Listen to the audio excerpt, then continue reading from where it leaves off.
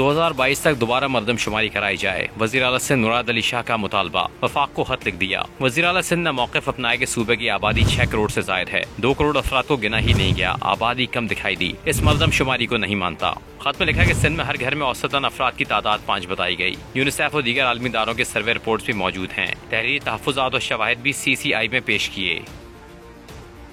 ए नूरे खुदा नूरे बसीरत की तलब है, रमजान का सदका तेरी रहमत की तलब है। मख्फी हैं इसी माह में रहमत के करीने, गर्दाब से निकले हुए बख्शिश के सफीने, गोया है तेरे इश्क में हम सब बराबर, मजलिस को तू गुलदस्ता फिरदौस बना दे, रिंदों को सनाए शहलौलाक पिला दे, तू शम्मे कलम को यदे बैज़ाई अता कर, बच्चों को तो इफ्तार में तस्नीम अता कर।